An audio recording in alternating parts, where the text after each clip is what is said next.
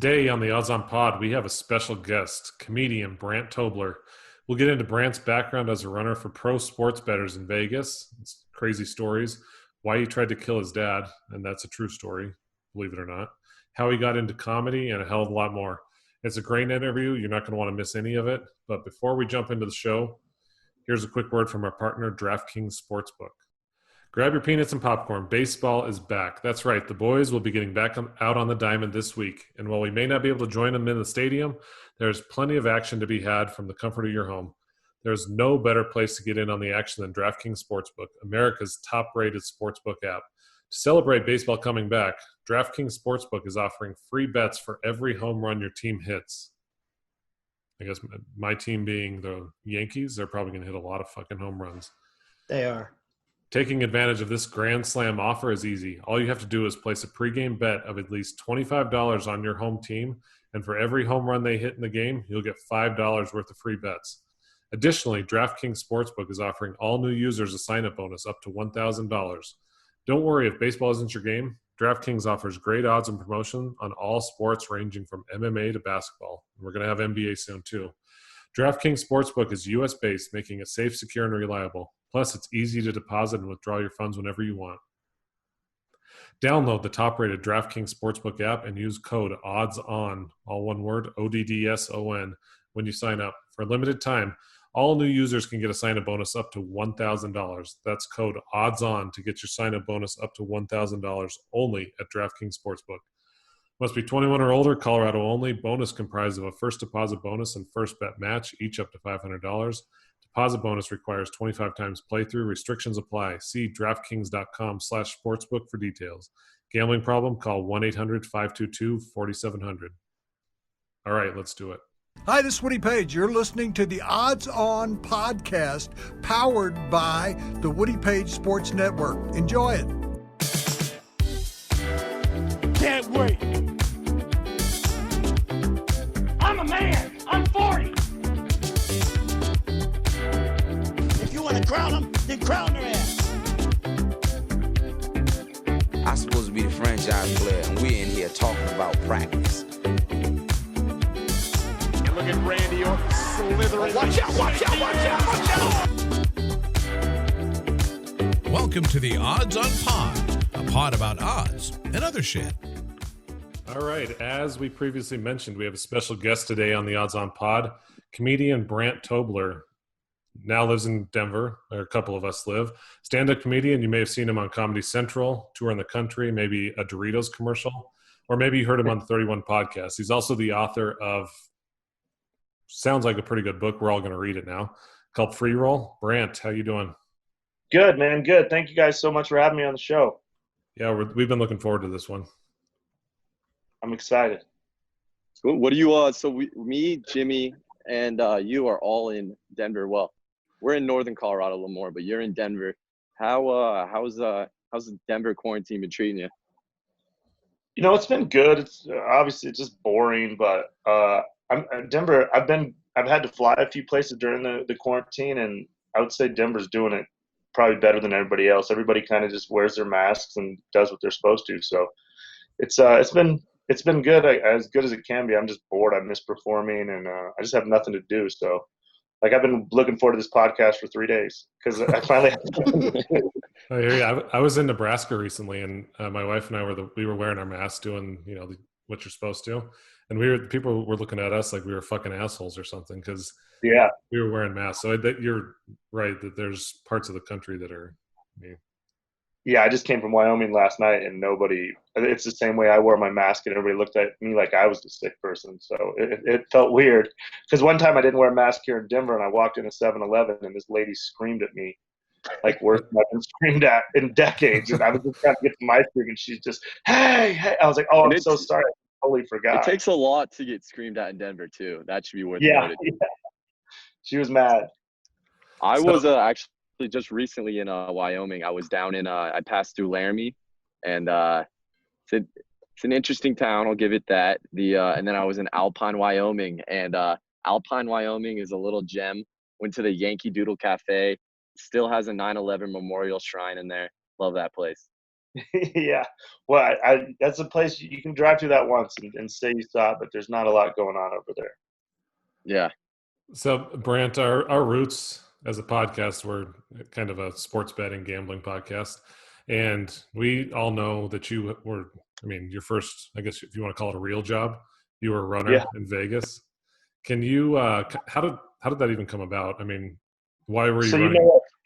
It was all luck. I was going to a gym and so there was a daytime basketball game. I moved to Vegas to reconnect with my dad because my dad was in prison the whole time I was a kid. And I went to this gym. Obviously, it's so hot in Vegas. There's only one gym.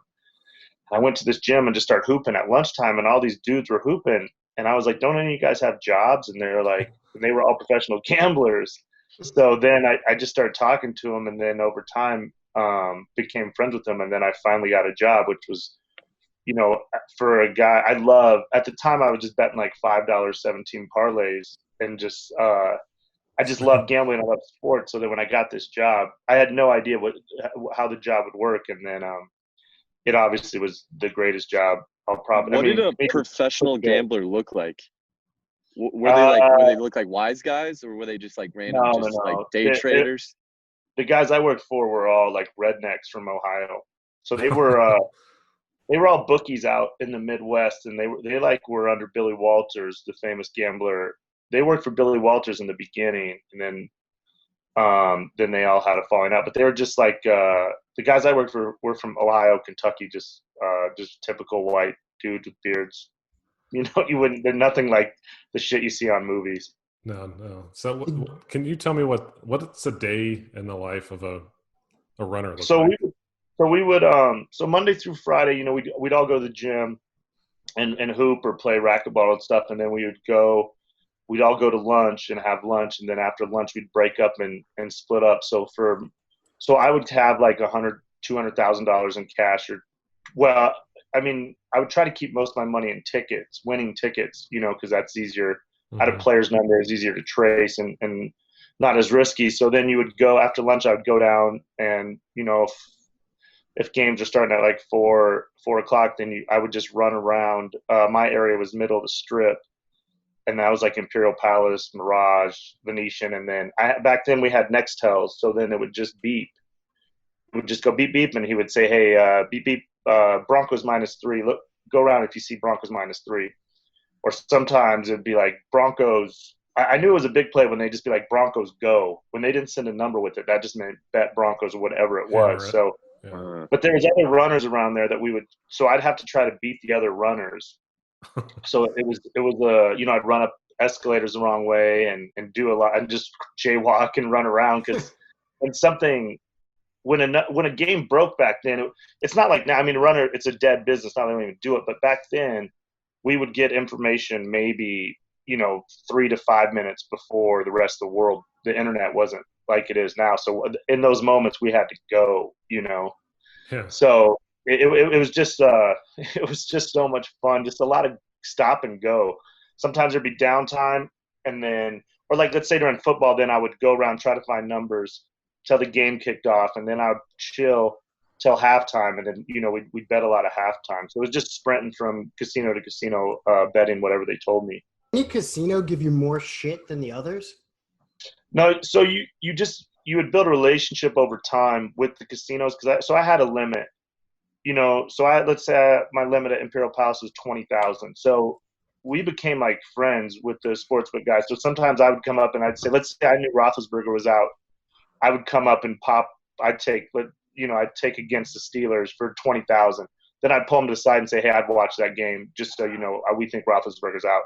So they were cool with that because someone was going to pop them, but it's better that it's somebody like me that they know instead of someone coming in like a businessman and acting like he's a fish and then just betting like 100,000. So right. We developed a relationship. Did you have any run-ins with Jay Cornegay by any chance? Yeah, of course. Jay Cornegay's from my hometown. He's a friend of the show.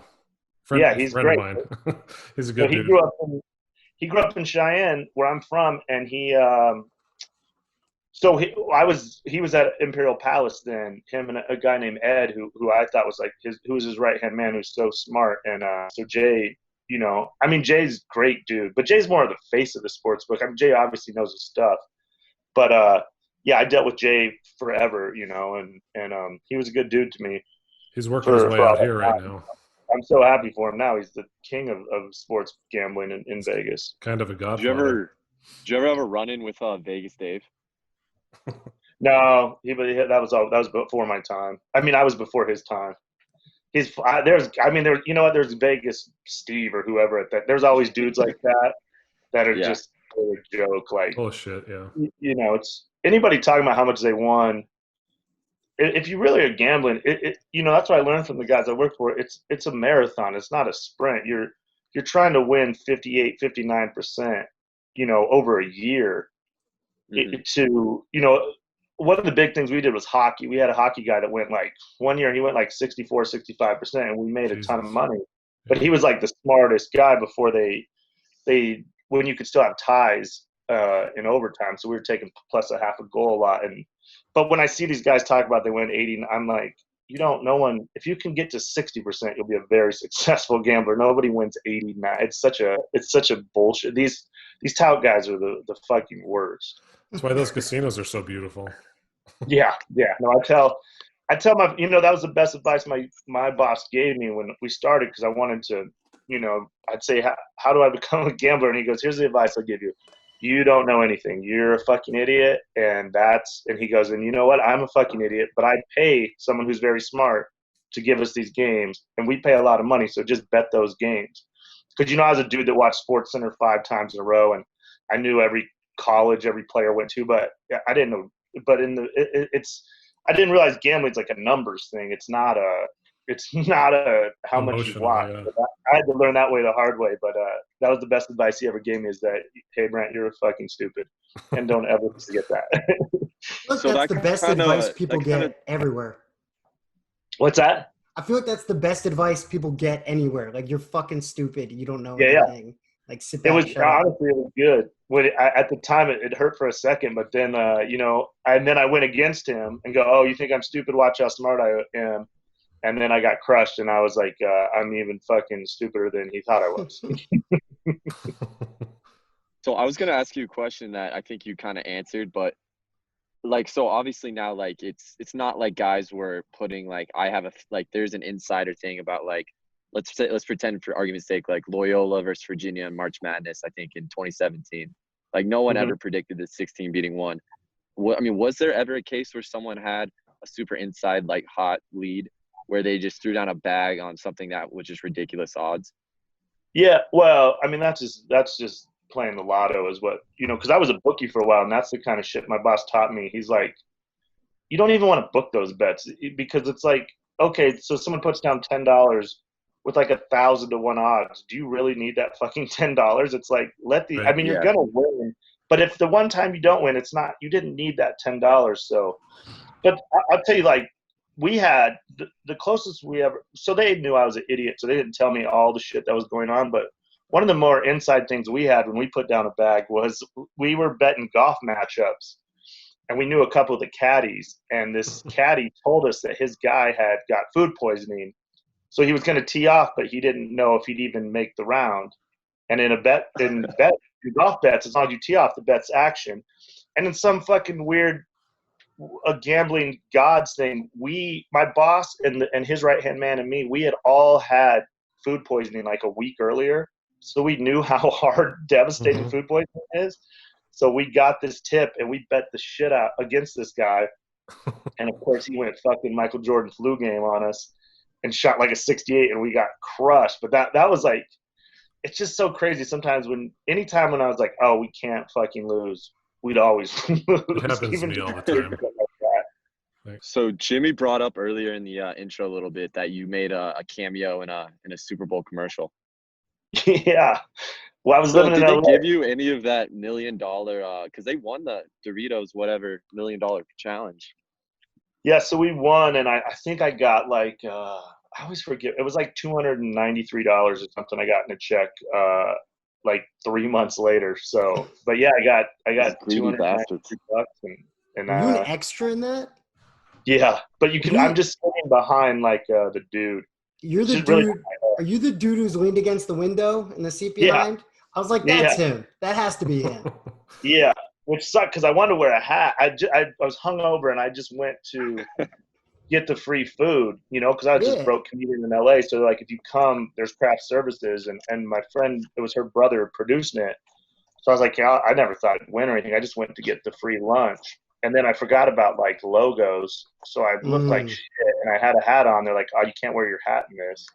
So my hair looks like shit. I look awful. I'm never thinking that then the Super Bowl would come on and my phone would blow up with fucking 1,000 texts. I came in, is that you that we just saw in the Super Bowl commercial? I was like, yeah. Because you don't know you're going to win until the Super Bowl. Right. So that's how they did it. So all of a sudden in the game, I was like, holy shit, we won. And there I am. So it was weird.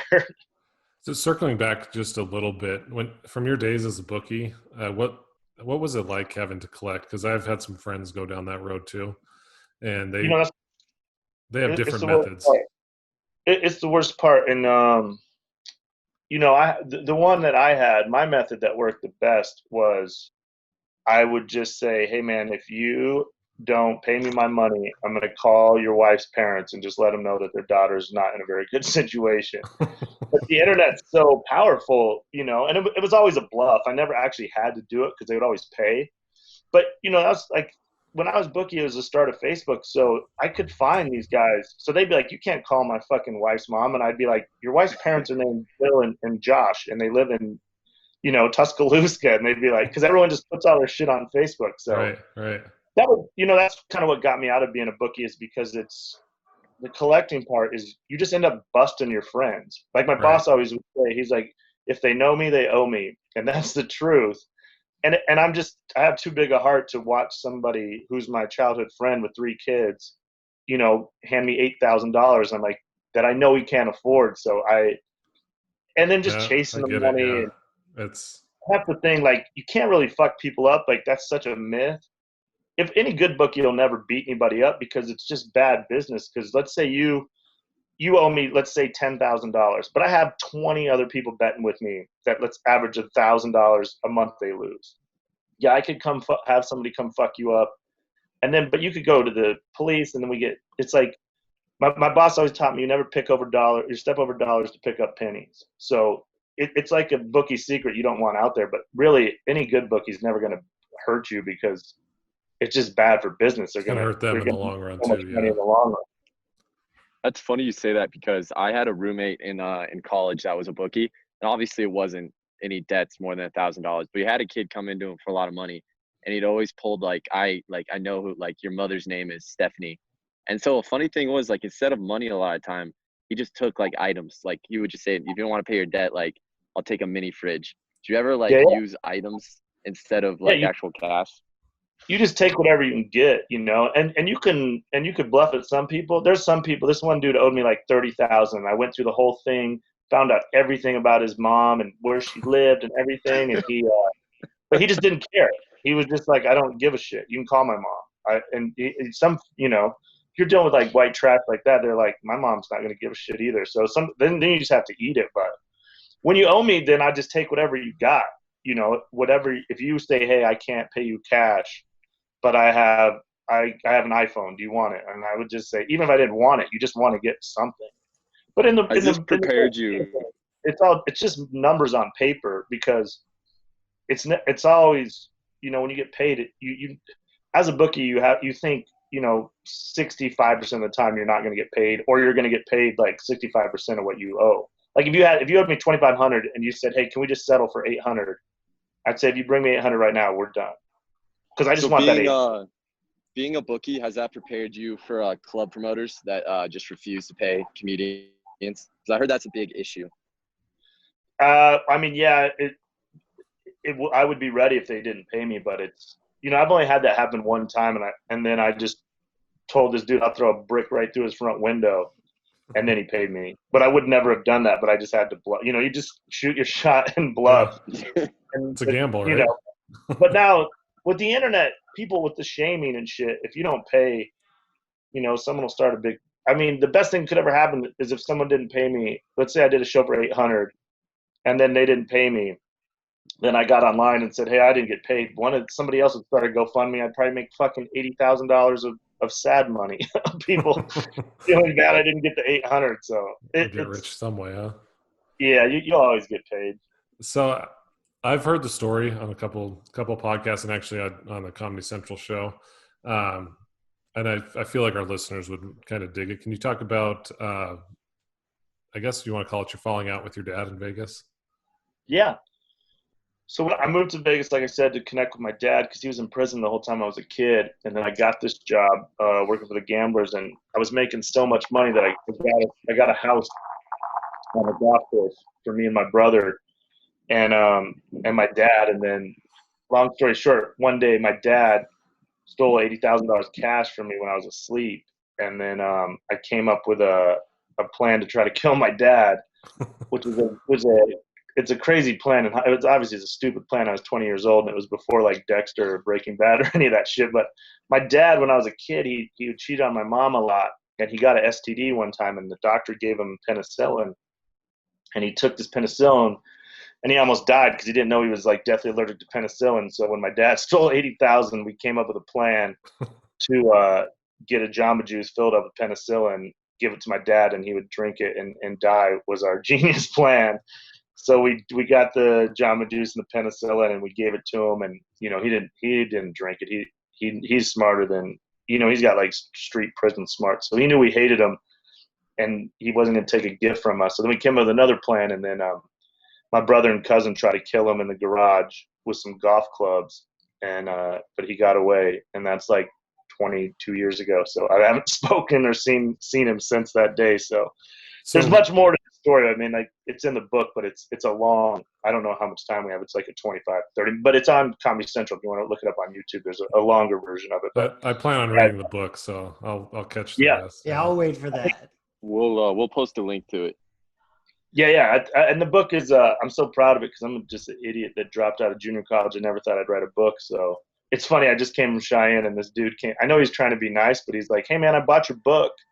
And I really wasn't expecting much, but it was really good. And I was like, you could have just said it was really good. I don't know why you had to throw in that.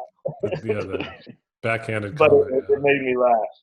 So was the 80K, did that belong to your boss or? Yeah, it belonged to my boss. So then I had to go explain to him, but he was so I went to his house, and then I just started crying because I love my boss was like my hero. And the one thing he taught me in the gambling world, he's like, all you have is your reputation. When your reputation's gone, you're gone. So I was like, fuck, man, I just messed up my whole life. And then I went to his house, and then we went into his office, and I just started crying. I said, I'm so sorry. My dad took the money, and we tried to kill my dad and all this. And he's like, what? What did you do? I said, we tried to kill my dad. He goes, dude, you can't. We're running a fucking $1 million operation here. You can't be trying to kill people. And I was like, oh yeah. So he knew I just didn't want to let him down, and he knew I was just sad that my dad sucked so bad. But he was like, hey, we can always make more money. But he said, if you ever have a problem ever again, you come to me first. You don't try to kill people. You don't do anything. He said, you're part of something much bigger than this. Like you can't. And then I realized, oh God, I could have really. When I was trying to just get that 80,000 back, I could have took down the whole fucking operation. So it was a good boss. That would have been a crazy book. Huh? That book would have been wild. Yeah. Like how I took down an entire gambling operation by taking that out my pops. That would have been bad, but I would have been, because he changed my life. So he was the one person I didn't want. He was like the dad I wanted. So to just let him down and say I didn't have that money, I was like, I sat outside his house just crying, opening my car door, shutting it, because I was just like, I can't go in here and tell this guy that I idolize that I don't have $80,000. It was not and so he had 3 sons that were like my best friends that are like 11, 13, and 15. So when I come in, they're like, well, my name was X. Everybody had code, like, I don't know code names, but everybody just had gambling names. My name was X, and I walk in, and his kids are like, X, and my eyes are just bright red, and he knew something was wrong. And then I was like, hey, I got to tell you something. But he was great. And then he let me live with him for like 2 months, and he was right. And then we made a whole lot more money. It's kind of boss I want. Yeah, it's just a crazy world. Even thinking back now to it, it's just like I never dreamed. I just never as a kid from Wyoming, I never even dreamed I'd hold $10,000. So, to carry that much money gave me a weird confidence that I think is carried over and helps my stand up, because I just having that much money is so powerful, because I always just pull out wads of money and it would just change the whole dynamic of the room when you see a 24-year-old bet like $20,000. That was the craziest part about betting, is like there'd be like a Cowboy fan behind me, right? Let's say Cowboys are playing the Broncos, and I walk up and I bet $20,000 on the Broncos, and this guy's in all Cowboy gear, but he sees a fucking dumbass kid bet $20,000 on the Broncos, so then he changes his bet. Yeah, this guy knows something. And then he comes up to me in the sports book like, "Why the fuck did you do that?" And he's like, "Why'd you bet the Broncos?" I was like, "Dude, we were heavy on the Cowboys. I was laying off." Like, he's like, I was like, "We won plenty of money. We were rooting for your guys." And he's like, "Well, I was going to bet the Cowboys, but then I saw you bet that much money, so I just figured you knew something, so I bet what you did." And I was like, "Hey, man, sorry." But there's other times that dudes would come up, they didn't know I was a runner. I'd be at I'd bet, like, let's say Iowa or something, and someone sees me bet it, and then they'd just be like, "I'm going to bet it because that kid just bet $20,000 on Iowa." Then they'd come over and give me like $100, but, "Hey, man, I changed my bet and I bet this because you did." And I was like, "All right, yeah, thanks, man, whatever." If you want to just hand me money I'm actually at work right now. We'll take it. Yeah. It's just so crazy, man. You don't know what I did down the road betting opposite. Yeah. That's what I'm saying. People never know, like, they would get so mad at me or be so happy with me, and I wouldn't even know it, because they were just standing behind me. And then, of course, the way you have to count out money for the cameras, so anytime I made a big bet, it was a big fucking production, which was great with the cocktail waitresses or like girls around. It made me look good, but it also it made dudes either really happy or really sad. They don't know you're moving the line. They don't know you're moving the line. That's what I was going to ask. I've heard of crazy stories in Vegas from, I guess it'd be probably 70s, 80s. These guys going in there or sending runners in there to throw down a bet just to try to get a line to move. Yeah.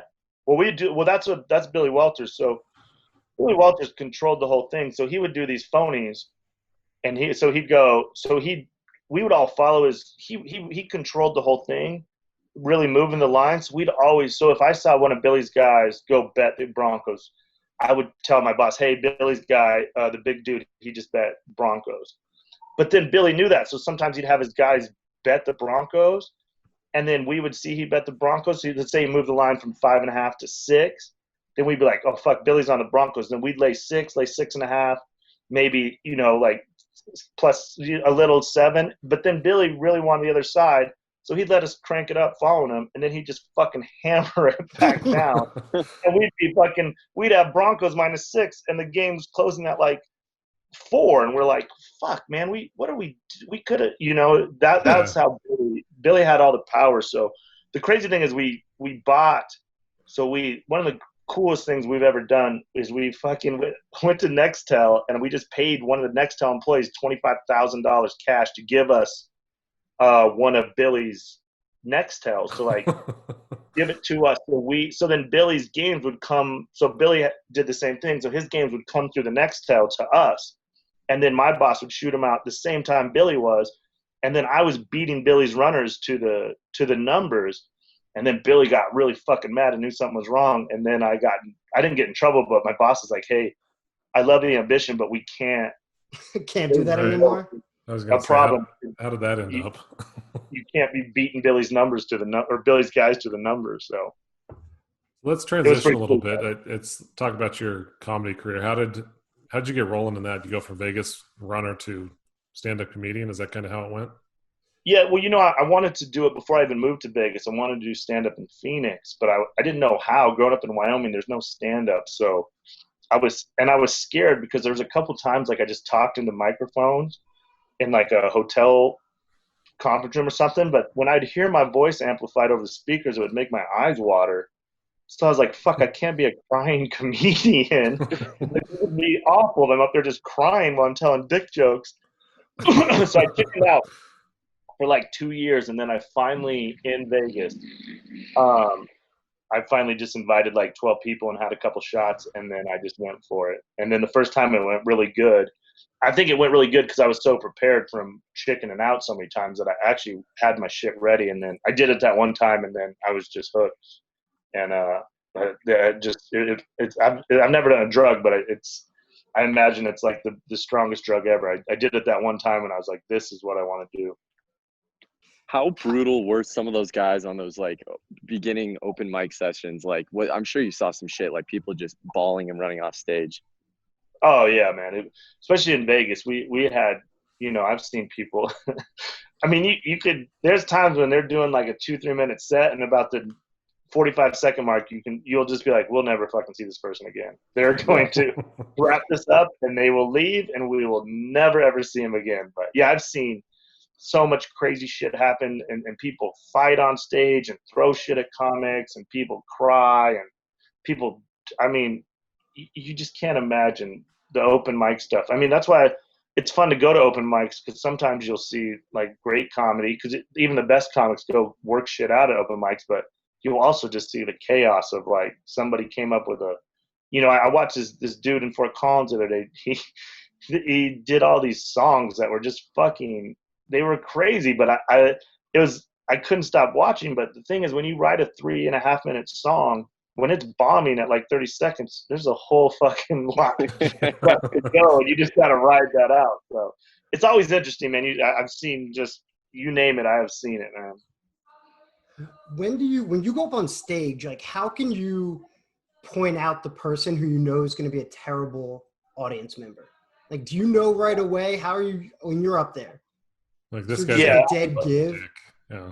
Yeah, I mean, you can kind of honestly even stereotype, like out in the hallway when you see them coming in, if they're like loud and they want attention out there, you're like, oh, this dude might be a problem when we get inside. Because a lot of times I just sit at the bar, no one knows I'm a comic, and then people will talk to me. I always like to, when they're like, hey, they'll say something about the show. I go, I don't know. I think it's good. Like, I watched the first show. The second guy was shitty, and then the third guy is really good. And I'll be the second guy. So when I walk out on stage, like, wait, that's the guy that was at the bar. But, you can. So We're lucky here in Denver. Comedy Works does a great job at policing that. We really don't have to deal with a lot of bullshit like the hecklers. Like when I started, we'd have to. But, I mean, you could tell just – it's always a dude, usually on a date, that wants to, that wants to show he's funnier than the comedian, but he never is. Do you start when you point out that guy, like, and before the show he's gonna be a problem? Do you just start racking things in your head, like, this is how I'm gonna take him down? To take someone down, you usually just give them enough rope to hang themselves. So if I don't really have like maybe something about his appearance. Like, here's the thing I learned. It's changed. Like when I started, you could go hard at women. You can't really go hard at women no matter what now. No matter how rude and obnoxious you are, they are, like, if they're screaming at you and then you like make one comment about their appearance, the whole crowd will be like, whoa, that's and you're like, this bitch was just ruining the show for 20 minutes. She's awful. But that's the culture we live in now. But with dudes, yeah, I mean, a dude's hair or like a shirt but usually you just let them talk, and then they try to be funny, and then they just look fucking stupid. And the crowd's on your side; they're rooting for you, and you have the microphone; they don't. So it's fun, but you literally ask them a couple questions, and then what they think will be really funny bombs, and then they realize, I shouldn't have done this shit. This is not good. I was at Comedy Works South, down in Tech Center, and I saw Jay Moore. He was down there. And some lady was just giving him shit, and he actually called her a cunt, and I was like, that shit would not fly today. Yeah, you can't. Yeah, it's a different time, man. You got to be, it's a different time in comedy. There's a lot of shit that, we're lucky that the Comedy Works owner Wendy she always has our back, and she knows we can't make everybody happy, because no matter what I joke about, somebody is going to be upset. So. Yeah. It's a weird time in comedy. You got to hope the comedy club has your back, and we're lucky in Denver that she does, because the comedy clubs that are really worried about their Yelp reviews, those are the worst ones to go to, because people love to complain, man. They just fucking it's like I tell people all the time, if you went to a concert and they played for an hour and you didn't like one song, you would just go on with your life. You'd be like, that concert was great. You'd be like, I don't know if I like that one song, but everything else was fucking awesome. You would never go, you know what, let me get on the Fiddler's Green Yelp page and be like, hey, that band was great, but they tried this new song at about the 43-minute mark, and I was fucking horseshit. hated it. No one would, or even if you're at a meal or something, you wouldn't be like, everything was great, but this one side, it's like, I don't know why at comedy people fucking love to complain. And that's the other thing, like music, like if you go to a concert, you know what kind of music it is. You don't, if you like Christian music, you're not going to a heavy metal concert. Right. You do a little research and go, this isn't the kind of band I like. But with comedy, they never do that, which we're all Googleable, or you can find us, but they just show up and go, well, this comic better be doing the kind of comedy I like, or I'm going to be mad. And we're like, you guys are the fucking worst. Yeah. We're going to take a quick break from our interview with Brandt to give you some words from our other partner, Manscaped. Ooh. Fellas, are you prepared to unveil your summer bod? I am. Yes. The beaches are opening, the sun is shining, and the bushes must be tamed. Manscaped is here to ensure your post-quarantine body is ready for the wild. Jason, are you ready for the wild? Never been more ready in my entire life. Manscaped is dedicated to helping you level up your full body grooming game. They have forever changed the grooming game with their Perfect Package 3.0. The Perfect Package 3.0 kit comes with the Essential Lawnmower 3.0 waterproof cordless body trimmer and a ton of other liquid formulations to round out your manscaping routine. Trust me, you don't want to be the dude at the pool or beach who takes off his shirt and looks like he's wearing a sweater. I've never been there, but I can't imagine being that dude. That dude is creepy. Yeah, you're not going to get much action. Nope. Even if you're married, you're just not. This is Bad the look, best bad trimmer. look. This is the best trimmer on the market for those of you in need of a chest shave. You can adjust the settings to get the length you'd like, and you can stay on top of it with almost no effort at all. The Perfect Package also comes with the Crop Cleanser to keep your hair and skin healthy, the Crop Preserver to keep you from chafing in your bathing suit, and the Crop Reviver to keep you smelling great below the belt. For a limited time, Perfect Package subscribers get 2 free gifts: the Shed Travel Bag, a $39 value add, and the patented high-performance reduced chafing Manscaped boxer briefs. And let me tell you, that is my favorite product that we've gotten from Manscaped. I love the lawnmower, but those boxer briefs are fucking awesome. I got a sample to try, and I liked them so much I went and bought 4 more pairs. So I have almost enough to get me through the entire week. Get 20% off and free shipping with the code ODDS at manscaped.com. Always use the right tools for your family jewels. Get 20% off and free shipping with the code ODDS, ODDS, at manscaped.com. That's 20% off with free shipping at manscaped.com, and use code ODDS. Your balls will thank you. Yeah, that's society in general. On the flip side of that, when people find out that you're a stand-up comedian, how many times are they like, oh man, I always thought I could do that. Like, I'm kind of funny. How do you not, murder them every time?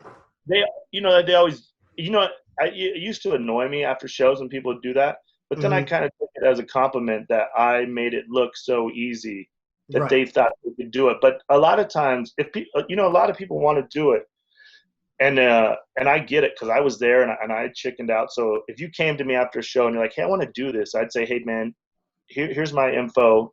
If you have questions, I'll help you if I can. But here's the thing, you have to do it.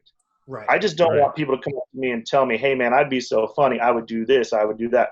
I'd say, okay, but you haven't. We can't talk about comedy until you do it. You just have to do it once. And then you could say, hey, I did it, and this went wrong, or this went right, I did this. I said, okay, now we're talking, but it's what you're talking about is when people come up and just tell me how good they are. Right. That's so funny. And if it's like a bar show, I'll go, well, you know what? I could get you up right now if you want to do it. If you really think you're like, oh, I'm not ready. I'm not ready for it. Or they'll say yes, and then they'll just fucking eat it, because they don't understand.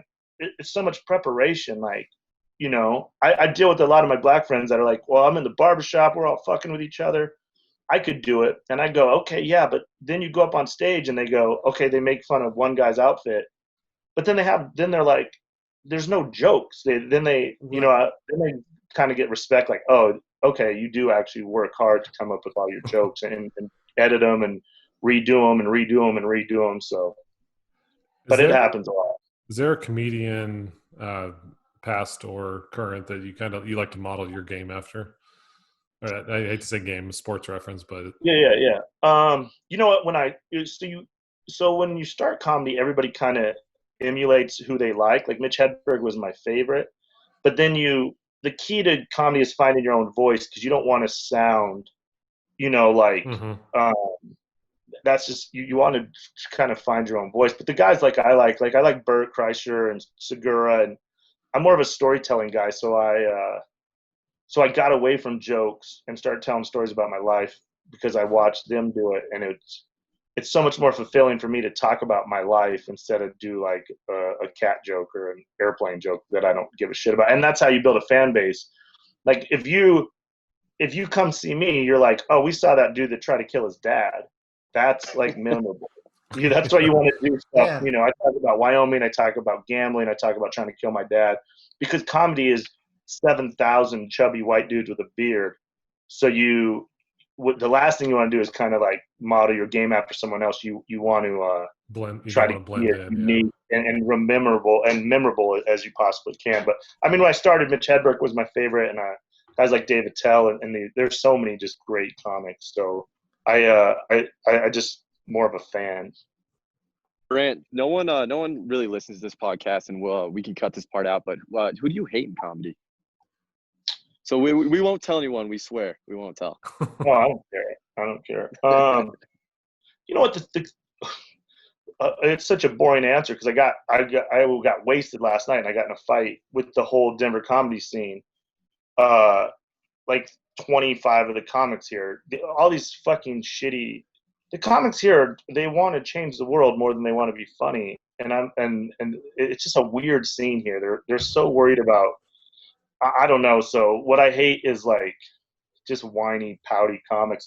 The crazy thing about comedy is the bigger the comic, the cooler they are. They always say you never want to meet your heroes. That's not in comedy, because I mean, I've been lucky enough to be around the biggest comedians in the world, and they could not be cooler. So the guys that I hate in comedy, you wouldn't. It's such a boring answer. Nobody knows them. It's the guys that are bitter that just didn't make it. So were the big guys, like, did they just have to eat so much shit during their career that they kind of got humble and they understand, like, this is what we're going through? Yeah. So like, I got to hang out with Chappelle in Ohio one time, and he introduced himself, which is so crazy. I've been fortunate to meet a lot of celebrities, and it always makes me laugh when they're like, "Hey, I'm Dave Chappelle," and I'm like, "Yeah, I'm fucking trying not to drool on your shoe." I know who the fuck you are. But I was nervous for the second, but then we just got into. I was doing shows in Dayton. He lives outside of Dayton, so then we just started talking comedy, and he had been at where I was at, so that's the thing. Like, you can always talk comedy with the biggest comics, because in like 10 seconds they're like, "Hey, where were you last week?" And you'll be like, "Oh, I was at the Funny Bone in Toledo." And they'll be like, "Oh shit, is that lady still there?" I'm like, "Oh my god, yeah." And we had to stay at this hotel, and they'd be like, "Oh yeah, that's the same hotel. These cheap motherfuckers." And then you just get into this thing of like, it's crazy, because you're just, I'm a huge basketball fan, and I can't imagine sitting down and like talking to Michael Jordan or something. But it was we're really fortunate like that, because comics, and you always hear comics say this, like Chris Rock or somebody, if he's at the Grammys or the Emmys or something, he goes, "I'll do all the little small talk, but if there's another comedian in the room, I'm just drawn to that comedian." Because so there's this comic bond that we all share, which is pretty cool. That is cool. I think Jimmy and I were about to get into the same thing, because you mentioned you're a basketball fan. Like, how you feel about the bubble? I just love it. I mean, I just want sports, man. This has been the hardest. All I do is watch sports, so I would take anything. But I'm just excited to have sports back. I don't care where. I mean, I miss going to the games. Part of the reason I moved here from LA as a huge Denver sports fan is I could go to sports again. So it's been, I'm in Reno now, but I used to live on 20th and I used to live across the street from Coors Field. I could throw a baseball from my front door and hit. Was it the ballpark lofts? No, I was. My buddy from Wyoming owned this loft. There's like a baseball museum right there. Yeah. I don't know if you know what I'm talking about. So it's right on the corner there, and I lived in a loft that you would never know there's a huge loft up there. So I lived there the first 2 years. So nice. I would just wake up and be like, well, the closest thing for lunch is Coors Field. Let's go. So I just miss shit like that, is just going to the game. So I'm excited just to watch any sports. Honestly, it's just been too long. It has. I'm with you. I was scrolling through your Twitter to prep for this, and I noticed when Golden State said that they weren't going to have fans, you said this could be the biggest sneaking in of your career. You were to sneak into the game. Would you try to sneak into the bubble? Yeah, well, so I've been I've known for my sneaking in because I've snuck into. I snuck into national championship football, basketball. I snuck into game 1 of the Stanley Cup Finals. I snuck into. A lot of people talk shit to me saying, "Oh, you don't really sneak in." So then I snuck in live. I filmed the whole thing live on Facebook Live one day. I snuck into a Suns game, but I love sneaking into shit. So so when that came out, everybody's like, can you sneak into this? I go out, and I would definitely try because I just love the gamesmanship and the cat and mouse of doing it. So a lot of times, if somebody's going to something that I kind of half-ass want to go to, but I don't want to spend like $200 if it's something I don't really care about, then I'll say I'll just go and sneak in. And it's then they're miraculous how far you can get with just walking in with a camera and a lanyard around your neck, or even like a ladder and a helmet. Yeah. Well, I have a lanyard. It's hanging there, but the lanyard's the key because, if you work at the Pepsi Center, you're just trained to look for the lanyard because one night it's Rihanna, the next night it's hockey. You never really care about the lanyard. You just have to have the lanyard. So that's definitely part of it, and it's having my phone. But the best thing that I do here's the trick that I do is, you could just text yourself. So what I do is I have like if you guys are at the Pepsi Center, I'd say, hey, one of you guys come out the smoking section, hand me a ticket. So then I just text myself, hey, this is Josh at Brooklyn's. You left your credit card. And then I text back, oh, shit, I'll come get it.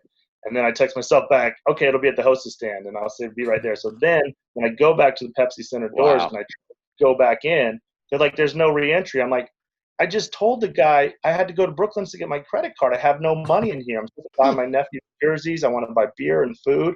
And then they're like, well, you weren't supposed to leave. I go, okay.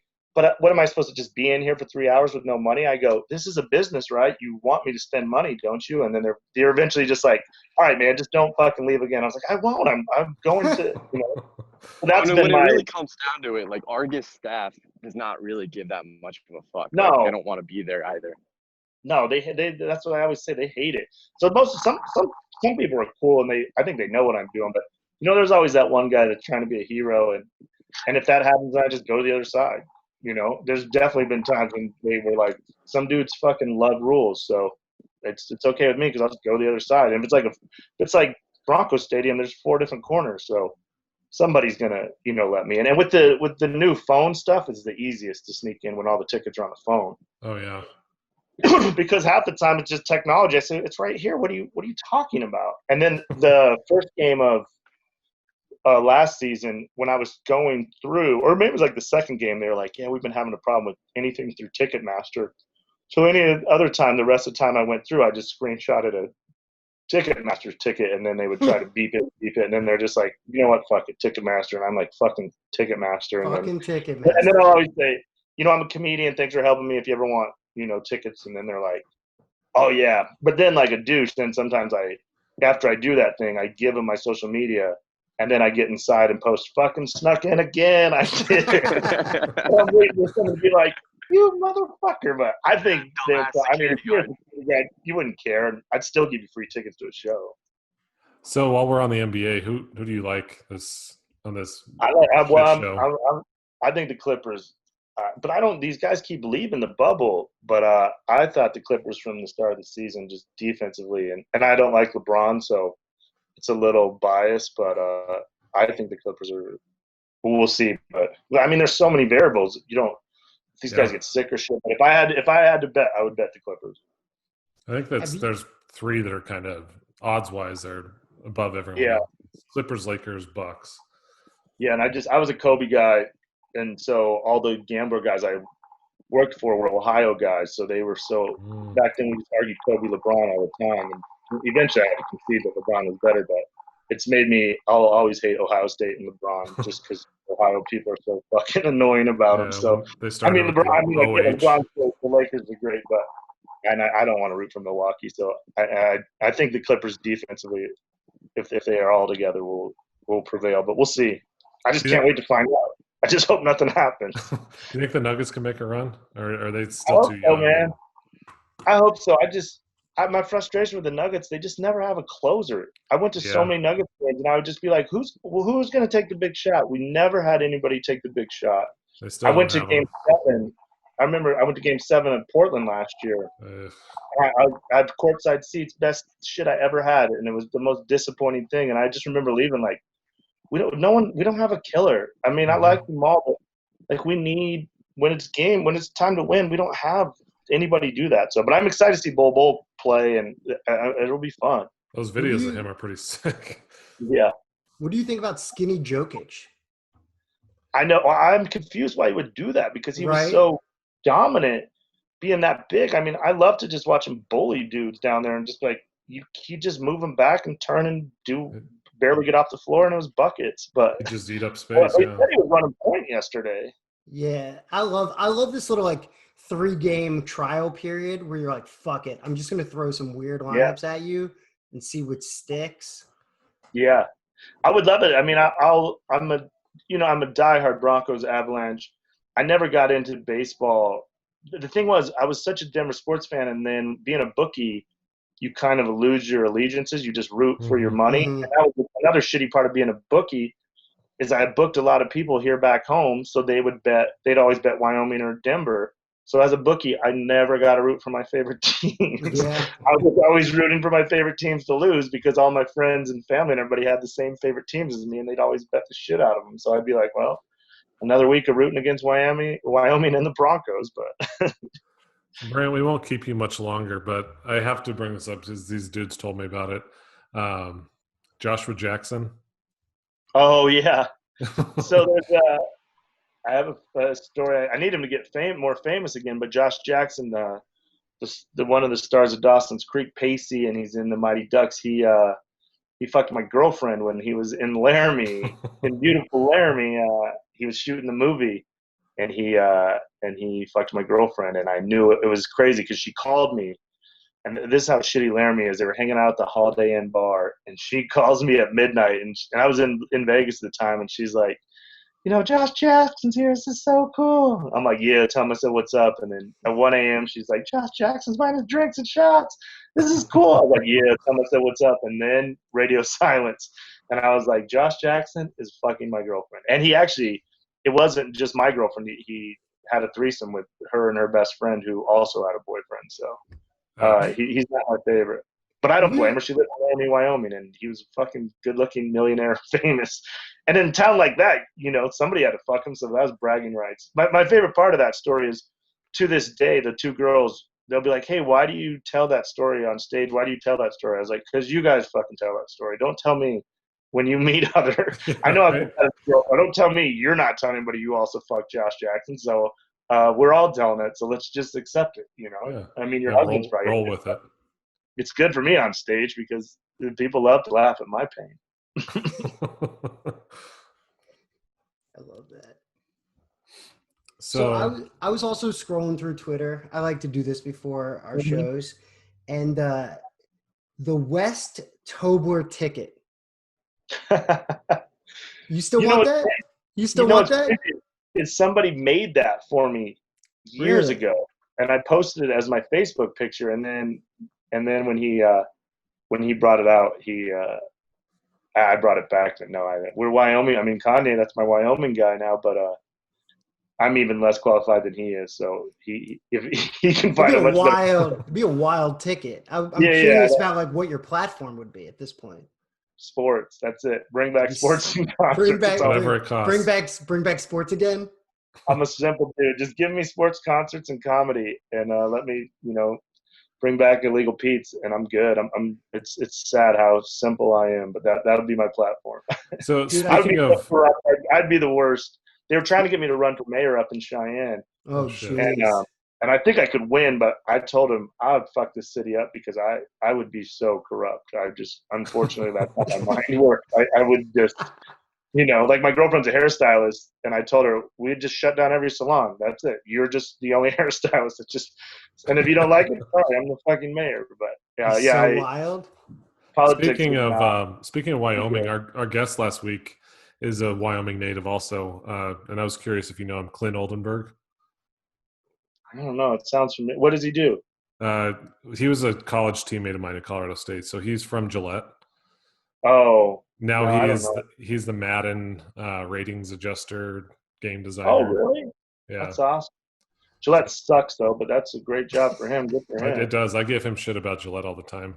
Oh, that was our rival because they fucking cheated. Like we have 2 high schools in Cheyenne, and Casper has 2 high schools, and Gillette had enough room for 2 high schools, but they just kept one, and they killed us every year. And we were like, now they have 2 high schools, they don't win shit. But sounds about right for Gillette. They destroyed us, and everybody in Wyoming hates Gillette. But what a cool job he got. That's awesome. Yeah, he's a good dude. Wait, you played at CSU? I did, yeah. How'd you do against Wyoming? Oh, let's see. We did, I think, so I redshirted, so I had 5 years. I think we won 3, lost 2. Yeah, that's better. I think we beat you guys the last 4 in a row. Yeah, I think it hasn't been good. Playing's in quotes with you, Jimmy. Hey, I told you my last couple of years we were shitty, so I played a lot. Yeah. Who's the best player you ever played against? In college, I would have to say Ben Roethlisberger, because Miami of Ohio was horseshit, and he looked bigger than our linemen, and he handily beat us. He used to come hoop with us in Vegas when he was dating Natalie Glubis. Oh, nice! And he was just a fucking incredible athlete. He was a cool dude. I mean, we had a good team too. It was the year we had Bradley Van Pelt, and we were nationally ranked, and they came into Fort Collins and kind of kicked the shit out of us. Really? And was my boy Stratton there when we were there? You know Ben Stratton? Oh, yeah, Ben Stratton. I know him well. Yeah, that's my boy. And he takes a lot of shit being a Wyoming boy whenever he has to come home. And Dane was there too with me. Really? Yeah. Yeah. What do you think of that new stadium? It's beautiful. Which one? Dane or the new CSU one? Shit, I haven't. Did you go? No, I haven't seen Ben since Clint got married, actually. So. Oh, really? It's been but what do you think of the new CSU stadium? Oh, I didn't hear you. I thought you said who he's dating. The new CSU stadium is amazing. You can go. It's great, right? They have a full-on bar in the end zone. That's what I'm saying. It's the best place to go drink a beer in Fort Collins. I love it. I mean, they serve actual booze now too. Yeah, no, we got real drunk when we were there. Yeah, we're not gonna have football, are we? I don't think so. I don't think so. And I mean, God, I hate this. This has me itching for live sports. I'm super like, I'm like, let's go. Let's fucking go. Laramie was my least favorite place I ever played. Well, that's my least favorite place. I mean, so this is how bad Laramie is. We would go up there for our games, and we had to stay in the hotel. They put us in a fucking truck stop. Like you open the door, you're in the parking lot situation. It was us and truckers in this little motel. And I was like, we should be D2 in Wyoming. And I say this and people get so mad, but how the fuck can you recruit to Laramie, Wyoming? Especially, I'd rather go to Fort Collins, Vegas, San Diego in the conference. And I was like, or we should cheat because we have like one of our big boosters is a billionaire and he's an old dude. He's about to die. And so I do local radio there and they always get mad at me. I'm like, let's just cheat. It'd be worth it if we could just have one big year before he died. He would love to spend his money like that. They're already doing it. You might as well just get one. Should have got Zion. Just give Zion like a bunch of oil up by Gillette, and that would be sick. Just go on one run and get one good season in. Yeah, and who cares if we get? I'm like, but they're so fun. Oh, that's what I said. That's why you get rich. Wyoming just like steamrolling teams. Like, who's this fucking guy? Yeah. Because I don't know how you recruit like an inner city athlete to. If I was like a Chicago, if like a Florida kid or something, and I drove over that hill to Wyoming, and they're like, okay, here's a Walmart, here's a Quiznos, and this is where we play. All you can say is fucking. We got a bunch of white girls that will fuck. I think that's our only recruiting thing. But if I was like from somewhere, I would. That'd be the worst recruiting trip ever. As much as I love Wyoming, it is. I don't know how you recruit to Laramie. It's just windy and cold, and there's nothing. Exactly. What is there? Like, there's like one bar in town too that they all go to. Yeah, there's a couple bars, but I mean nothing. I just don't. It's amazing how great we've done. And the crazy thing is, Wyoming doesn't recruit any real talent we have in state. They try to get them to walk on. You want to know a funny story? I went to high school with a kid, and his name is Quincy Douglas. So they were recruiting him. They must have just looked at his numbers. And when he got there, they were like, you're white? You're and then they just stopped recruiting him but they thought because his name was Quincy Douglas, he So was like good. a wide receiver. And then he went on his recruiting trip, and then they saw that he was white, and then they never talked to him again. So, all right, we don't want to keep you much longer, Brandt. Can you tell everyone where you can find your book, upcoming tour dates, whatever you got? I have nothing. I don't know when shows come back. I'll be at Comedy Works downtown and at the DTC. My book's available, Audible, anywhere books are available. I mean, Amazon, Audible. The Audible one, I actually read, so that's kind of cool. People like to hear. I think the stories have a little more emotion when I'm reading them. But yeah, my book's anywhere you can get books, or you can reach out to me and I'll send you like an autographed one if you want. You can just Venmo or PayPal me. And I have a podcast called The 31 where I interview comics and athletes and rock stars. And then I have a podcast called Craigslist Chaos where I just get on Craigslist and I put call me in the search bar, and anybody dumb enough to put their phone number on Craigslist, I call them and try to get jobs or try to buy shit or join the Illuminati, or it's just chaos. That one out, yeah. People, that's everyone's favorite because that's what I love about it, because you guys know how it is to get guests and confirm times. Mm-hmm. Craigslist Chaos has been great for me because I'll be sitting upstairs and I'll be like, I need to work on something, and then I just come down and hop on Craigslist and start recording. And I've had so many. There's just so many fucking weird people across this country. Craigslist is a shit show. Yeah, so it's been fun. So I just recorded episode 77 yesterday, so it's a fun one. You can just throw on or off, like if you're doing stuff, because it's not something you have to listen to all at one time because it's just chaos back and forth. So you can check out that, and you can find me on social media, BrandtTobler. It's worth a follow. I just followed you today. I'm scrolling through it all. I got you. I'm new to Instagram. I feel old when I get on Instagram, and it is what it is at this point. So, Brandt, thank you for joining us. Yeah, man. I'm thank excited. you for having me, man. Well, excited to read the book. Excited to read the book.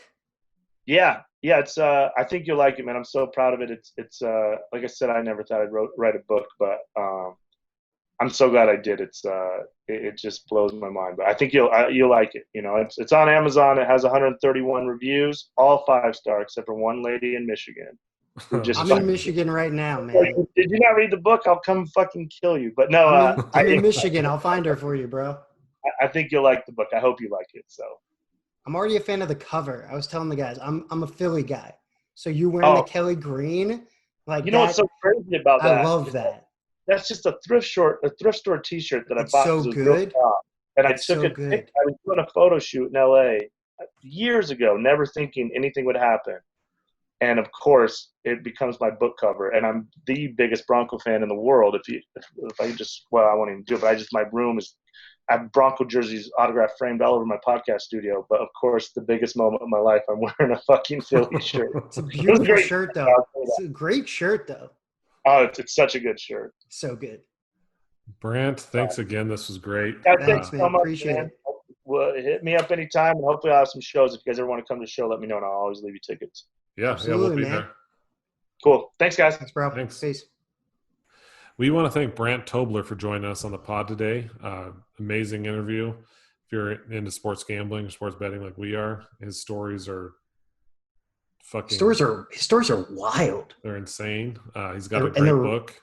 They're real. Like, it's not bullshit. That's what threw me off. Like, dude tried to kill his dad. I mean, I feel like his story should be a movie. I mean, Hollywood. Who knows?